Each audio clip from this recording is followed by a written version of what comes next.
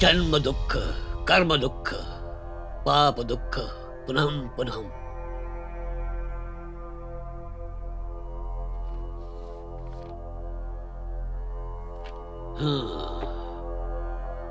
बहुत बड़ा पाप हुआ है तुम लोगों से। वो आत्मा पाप बनकर फिर से तुम लोगों का सुख छीन रहा है। मेरी दीदी को शांति नहीं मिल रही है। वो तो किसी को नहीं मिलेगी। बच्ची के 8वें स्थान में शनि दोष है, जिसकी वजह से मानसिक समस्या है। रोग मुक्त नहीं हो पाएगी, जीवन भर संकट रहेगा, प्राण संकट भी रहेगा। अगर मेरी बेटी को कुछ हो गया तो मैं जी नहीं पाऊंगी। हमें इस संकट से मुक्ति दिलवाइए। मन से पाप का बोझ उतारना पड़ेगा। ईश्वर के सामने स्वीकार करो, मन शांत हो जाएगा। अगली बार बच्ची को साथ लेकर आना, शनि की शांति का उपाय है। जति, आज मैं घर नहीं आ पाऊंगा, सुबह आता हूँ। ये क्या कह रहे हैं आप? रात भर हम अकेले कैसे रहेंगे? अरे सरिता है ना, उसे बुला लो आज रात के लिए। आपका तो हर बार का यही नाटक हो गया। कहीं पीने बैठे हैं ना आप? ये विनय सर है ना, माने ही नहीं, कहते हैं पीना पड़ेगा। रात को कहाँ रुकोगे? मैं वो होटल में रुक जाऊंगा। अनु घर आ गई क्या? हाँ, आ गई तुम्हारी लाडली। जब से आई है टीवी के सामने चिपकी हुई है। ना पढ़ाई ना कोई और काम, दिन ब दिन जिद्दी होती जा रही है। ठीक है, घर आके उससे बात कर लो। ठीक है। ये फिल्म आप प्रोड्यूस करोगे भैया? तुम्हें मुझ पर भरोसा नहीं क्या? आप पे पूरा भरोसा है भैया, पर ये फिल्म वालों पर नहीं है। अगर आप लेट करोगे और उस राइटर ने स्टोरी चुरा के किसी और के साथ फिल्म बना ली तो? इस राम बाबू की स्टोरी पूरी दुनिया में कोई नहीं चुरा सकता है। कॉपीराइट मतलब ये कॉपी अगर किसी और के नाम पे प्रिंट हो गई तो हमें कॉपीराइट मिलेगा। इसलिए मैंने इसे नॉवेल की तरह प्रिंट करवाया। रिस्क है भैया। लोगों ने नॉवेल पढ़ ली तो वो फिल्म देखने क्यों आएंगे? अरे ये कोई सस्पेंस थ्रिलर नहीं है, क्यूट फैमिली स्टोरी है। इनकी ज्यादा कॉपी नहीं छपती, हमने बस थोड़ी सी मार्केट में रिलीज की है। भैया एक नंबर के चालू बहुत हो गई तेरी थाई मसाज। अरे सुन, मैंने तुझे एक काम बोला था। आपने पार्टनर ढूंढने के लिए कहा था ना? अमेरिका का एक बंदा मिला है भैया, बात चल रही है। ठीक है, मैं भी निकलता हूँ। तो क्या तुम मुझसे मिलने नहीं आए थे? प्रोड्यूसर के लिए आए थे? ठीक है, घर जाओगे क्या? नहीं रे, होटल। एक फ्रेंड की फिल्म की शूटिंग चल रही है, वो होटल में पूरी रात एडिटिंग करने वाला है। मैं देखूंगा और सीखूंगा। तुमको क्यों सीखना है भैया? अरे जब भी कोई नया बिजनेस शुरू करना हो तो सब कुछ सीखो, नहीं तो कंगाल हो जाओगे। तो फिल्म डायरेक्शन भी सीख लो ना भैया, डायरेक्शन का भी पैसा बच जाएगा। Writer, producer and directed by Ram Babu. सुनने में कितना अच्छा लग रहा है, एक बार फिर बोलो ना। Writer, producer and directed by Ram Babu. पहले फिल्म में रहने देते हैं, सेकंड में ट्राई करेंगे। सही है भैया, बेस्ट। अच्छा ठीक है, अब मैं चलता हूँ भैया। अगली बार आओगे तो मेरे रूम पर ही बैठेंगे। हाँ, ध्यान से चलाना भैया। Okay. Written, produced and directed by Ram Babu. Sarita, Sanjay घर पर ना हो तो तुम्हें अकेले सोने में डर तो नहीं लगता? शुरू में तो बहुत लगता था दीदी, फिर धीरे धीरे आदत हो गई।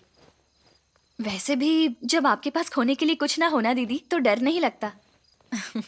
मेरे हस्बैंड को भी पहले केबल ऑफिस में ही रुकना पड़ता था। बच्चे और मैं रात भर अकेले रहते थे, लेकिन अब ये घर पर ना हो तो मुझे बहुत डर लगता है। मतलब उस हादसे के बाद ना दीदी? दीदी, पंडित जी ने जो कहा उसके बारे में सोचा है क्या? अभी तक मैंने इनसे बात नहीं की। और तुम अंजू के बारे में लड़के वालों से बात करने वाली थी ना, बात हुई क्या? वो दीदी, अंजू के लिए कोई और अच्छा लड़का देखेंगे। वो तो अंजू के पैर की जूती बराबर भी नहीं है। पहले तुमने ही कहा था कि लड़का अच्छा है, और अंजू की फोटो भी उन्हें बहुत पसंद आई थी। दीदी, कोई बात नहीं सरिता, जो भी बात है बता दो। शायद उन्होंने कहीं से पूछताछ की होगी। तो क्या? बताओ ना। दीदी, मुझे यहाँ आए 2 साल हो गए हैं। आप तो जानती हैं मैं बस आप लोगों से बात करती हूँ। कहीं जाती भी हूँ तो सिर्फ आपके साथ। और मैंने भी तो तुम्हें हमेशा अपनी छोटी बहन माना है, तो इतना झिझक क्यों रही हो? बताओ ना क्या बात है। लोग बोलते हैं कि वो लड़का अमीर था तो अंजू ने उस लड़के से नाजायज संबंध बनाया था और उस रात राम बाबू ने उन्हें कुछ गलत करते हुए देख लिया था। तो फिर गुस्से में आकर उन्होंने उस लड़के को जान से मार डाला। वो लड़का बेकसूर था, पर अंजू ने ही उसे रात को वहाँ पर मिलने के लिए बुलाया था। झूठ है ये सब, सरासर झूठ है। अंजू पवित्र है, उस बेचारी की कोई गलती नहीं। वो लड़का वैशी दरिंदा कहीं का, इसीलिए अंजू ने।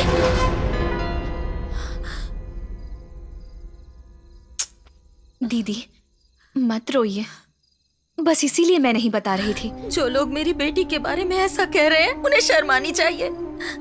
क्यों? उनकी अपनी बेटियां नहीं है? दीदी, अगर लोगों की अनाप शनाप बातों को दिल पर लेने लगे तो जिएंगे कैसे? शांत हो जाइए, मैं अंजू के लिए और भी अच्छा रिश्ता देखूंगी। सब ठीक हो जाएगा दीदी।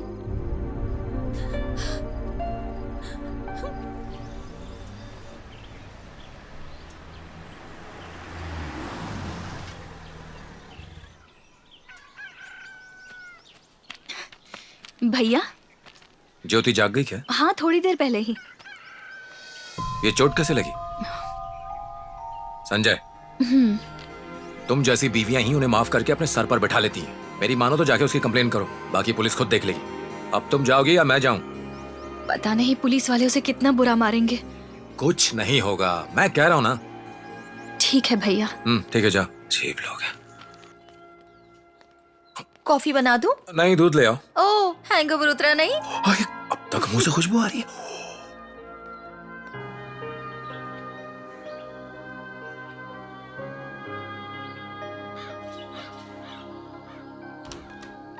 पापा। अनु, ये कैसे कपड़े पहने हैं? जाओ जाके बदल के आओ। Good morning. गुड मॉर्निंग मेरी राजकुमारी। कब आई? कल आई शाम को। ए, मैंने कहा ना जाके कपड़े बदलो। घर में ही तो हूँ, सिर्फ हम ही तो है यहाँ। ये नाइट ड्रेस है, इसे सिर्फ नाइट में ही पहनते हैं। मम्मा, सब लोग घर में यही कपड़े पहनते हैं। इस घर में नहीं पहनते। ये एक गांव है, सोच इतनी डेवलप नहीं हुई है, जाके बदलो। ओ अच्छा, पहले कहा समय के साथ नहीं चले तो डेवलप नहीं होंगे, और अब कह रही हो डेवलप होने के बाद बदलोगी। मैं कंफ्यूज हूँ कि आप एग्जैक्टली क्या कहना चाहती हो। सल्यूट है मम्मा। I am sorry. क्या बड़बड़ा रही है? चुपचाप कपड़े बदलो। पापा प्लीज। जा बेटा, चेंज कर ले। You're always ready to irritate me. This is too much, मम्मा। देखा आपने इसे? ए, इंग्लिश में क्या बड़बड़ाई? जरा फिर से बोल। फिर से बोलेगी तो भी समझ में नहीं आएगा। St Joseph English. भाड़ में जाओ। भाड़ में जाओ और मैं?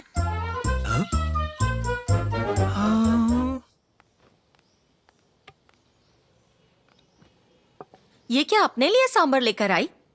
ज्यादा ले आती तो हम सब भी खा लेते ना। आपने बोला थोड़ी।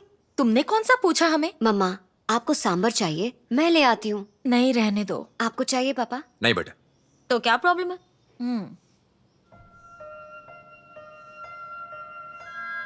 सुनिए जी, ये फिल्म बनाना जरूरी है क्या? जरा अंजू के बारे में भी सोचिए ना। मम्मा, मुझे अभी शादी नहीं करनी, मुझे आगे पढ़ाई करनी है। अभी नहीं बेटा, पर देखना शुरू करेंगे तभी 2-3 साल में बात बनेगी ना।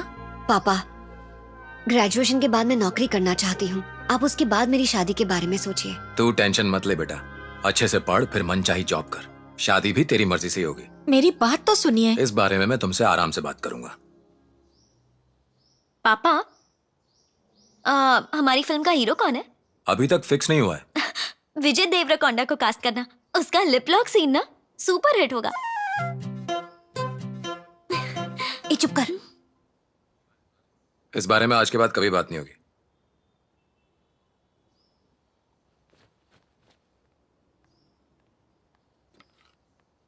सुनिए जी, मैंने जिस बारे में बात की जरा उस बारे में आप सोचिए, किस बारे में? अंजू की शादी के बारे में। अचानक से ये बात कहाँ से आ गई? पता है लोग उसके बारे में क्या क्या बोल रहे हैं? नहीं पता। तुम्हें पता है? पता है।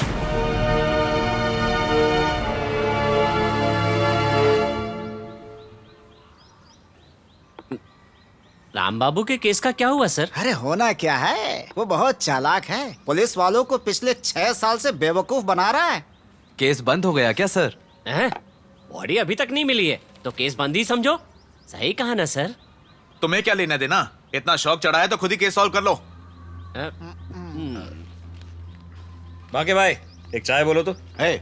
तुम पुलिस के सामने ये सब बातें क्यों करते हो? हम तो बस मजे लेते रहते हैं।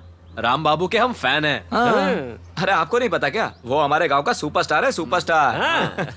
अपने आप को कोसता हूँ जो तुम लोगों को बताया, मूर्ख गधे कहीं के। पुलिस ने अब तक हार नहीं मानी है। कल रात ही मोहन से मिलकर आए हैं। कौन मोहन? अरे वही राम बाबू का केबल ऑफिस था ना, उसमें वो काम करता था। हाँ, वो जो भाग गया था। हाँ वही। पुलिस उसके घर गई थी राम बाबू की इंक्वायरी करने। पर क्यों? बताया तो कुछ नहीं उन्होंने, पर कह रहे थे केस अभी बंद नहीं हुआ है। सोमन्ना सच बोल रहा था। पुलिस पूछ रही थी 4-5 महीने पहले राम बाबू को किसी संदिग्ध हालत में किसी ने देखा है, वो कहाँ जाता है, किससे मिलता है, वगैरह वगैरह 50 सवाल। अच्छा, ये पुलिस राम बाबू का कुछ बिगाड़ नहीं पाई। राम बाबू तो गांव का हीरो बन गया है। ओए, राम बाबू निर्दोष हैं, इसीलिए पुलिस उनका कुछ नहीं बिगाड़ पाई। कद्दू निर्दोष है वो, मैं शर्त लगा के बोलता हूँ, खूनी है वो। काका, अरे तू ठीक हो ना काका?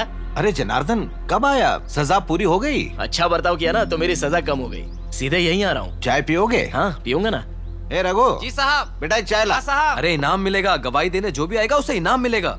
ये तो बताए इनाम कौन देगा? लड़के के माँ बाप देंगे? सरकार देगी और कौन देगा? हाँ। ये लोग किस बारे में बात कर रहे हैं काका?